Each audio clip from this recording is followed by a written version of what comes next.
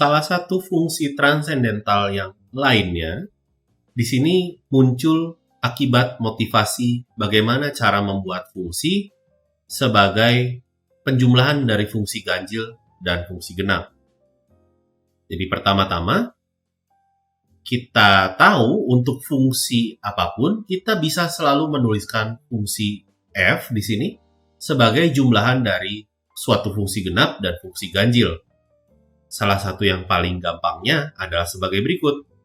Jadi fx bisa kita tuliskan sebagai fx tambah f dari min x dibagi 2. Lalu kita tambahkan dengan fx dikurangi f min x dibagi 2. Pada suku pertama, kita bisa cek bahwa dia merupakan fungsi genap, dan pada suku kedua dia merupakan fungsi ganjil.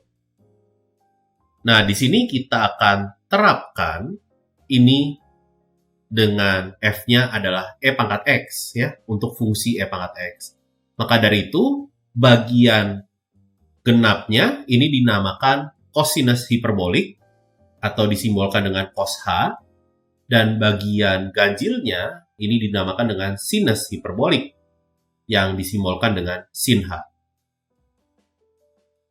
Dan kita bisa cek bahwa sinus hiperbolik ditambah kosinus hiperbolik ini akan menghasilkan e pangkat x atau fungsi eksponensial natural. Untuk grafiknya, kita bisa memandang dua buah grafik berikut, e pangkat minus x per 2 dan e pangkat x per 2. Untuk kosinus hiperbolik, ini adalah penjumlahan dua buah fungsi ini. Maka dari itu grafik fungsinya bisa kita jumlahkan suku demi suku dan kita akan peroleh bentuknya sebagai berikut. Kita bisa lihat kosinus hiperbolik merupakan fungsi genap ya. Dari sini juga karena grafik fungsinya simetri terhadap sumbu y ya.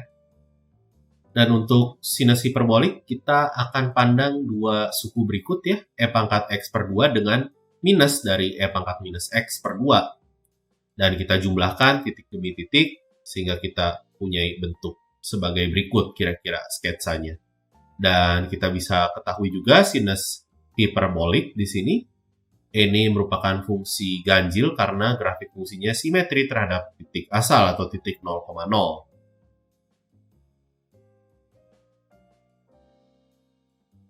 Nah, di sini kita akan lihat mengapa kita namakan fungsi ini adalah fungsi hiperbolik namun menggunakan istilah kosinus dan sinus.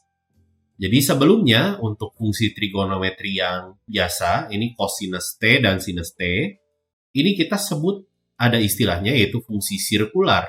Jadi untuk setiap T, titik kosinus T, sin T, ini koordinatnya, ini pasti selalu terletak pada lingkaran x kuadrat tambah y kuadrat sama dengan 1, yang sebelumnya kita sudah pelajari. Sedangkan untuk kosinus hiperbolik dan sin hiperbolik, dia akan terletak pada hiperbola berikut, yaitu x kuadrat minus y kuadrat sama dengan 1. Makanya dari sini muncul istilah yang menganalogikan fungsi kosinus dan sinus. Namun untuk kurva yang berbeda. Di sini kurvanya bukan lingkaran, namun merupakan hiperbola ya. Beberapa identitas untuk fungsi hiperbolik. Di sini kita bisa lihat ada beberapa kemiripan dengan identitas fungsi trigonometri yang biasa. Namun tentunya ada bedanya juga. Di sini yang paling standar, ini bisa dibuktikan dengan menggunakan definisi seluruh identitasnya ya. Jadi kosinus hiperbolik dari 0 itu 1, sinus hiperbolik dari 0 itu 0, dan kita punya ini identitas penjumlahan sudut untuk kosinus hiperbolik dan sinus hiperbolik. Lalu ada identitas sudut ganda untuk kosinus hiperbolik dan sinus hiperbolik, dan masih banyak lagi. Dan beberapa penggunaannya, ini salah satu penggunaan dari fungsi hiperbolik itu ada di katenari.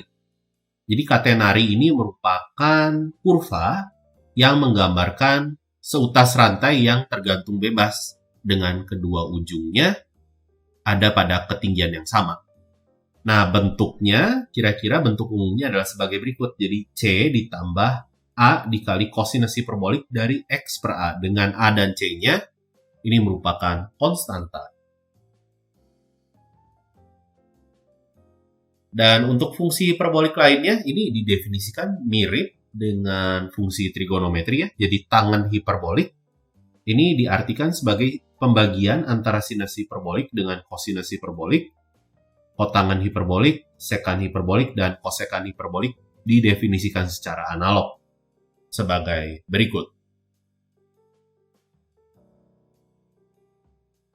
Dan grafik fungsinya, ini untuk tangen hiperbolik, bentuknya adalah sebagai berikut. Jadi kita bisa lihat bahwa untuk X yang semakin besar, semakin positif, nilainya akan semakin dekat dengan 1. Dan untuk X yang semakin negatif, nilainya akan mendekat ke -1. Dan ada juga contoh lainnya, ya. Ini penggunaan dari fungsi hiperbolik, yaitu terkait kecepatan gelombang air. Jadi di sini misalkan kita punya gelombang air, panjang gelombangnya itu L. Dan ini gelombangnya bergerak pada laut dengan kedalaman D. Kecepatan gelombang airnya ini bisa dihitung dengan rumus berikut. G di sini menyatakan percepatan gravitasinya ya. Dan tidak disangka bahwa ada fungsi tangen hiperbolik yang terlibat dalam fenomena ini.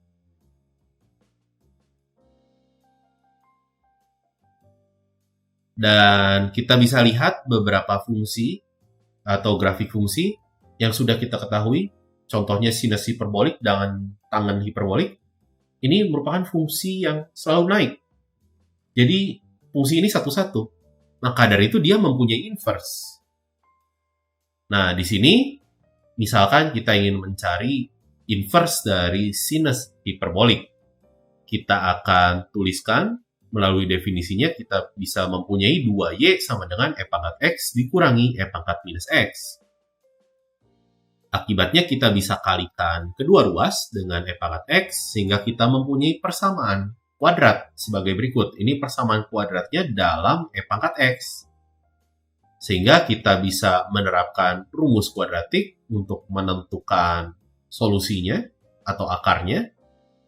Dan kita bisa rapikan dan kita peroleh bentuk berikut.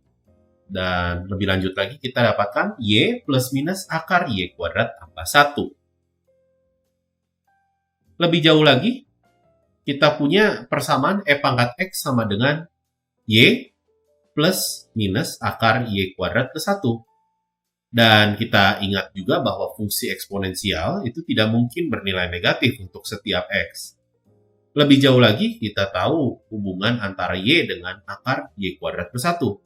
Yaitu Y-nya lebih kecil atau kurang dari akar Y kuadrat plus 1. Maka dari itu, solusi yang minus, ini kita tidak ambil.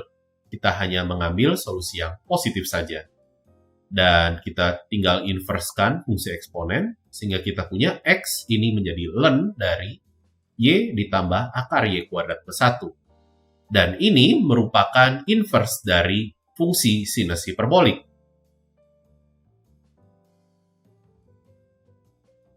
Dan tentunya dengan cara yang serupa atau analog, kita bisa peroleh fungsi-fungsi inverse hiperbolik berikut, atau hiperbolik inverse ya. Dan untuk kosinus hiperbolik, kita perlu membatasi dulu daerahnya. Misalkan kita ambil untuk X yang tak negatif, dan kita bisa peroleh bentuknya sebagai berikut. Dan tentunya berlaku juga ini sifat resiprokal ya. Jadi kotangen hiperbolik inverse itu merupakan tangen hiperbolik inverse dari super X. Dan seterusnya ya. Ini untuk sekan hiperbolik inverse itu adalah cosinus hiperbolik inverse dari super X. Dan kosekan hiperbolik inverse ini merupakan sinus hiperbolik inverse dari super X.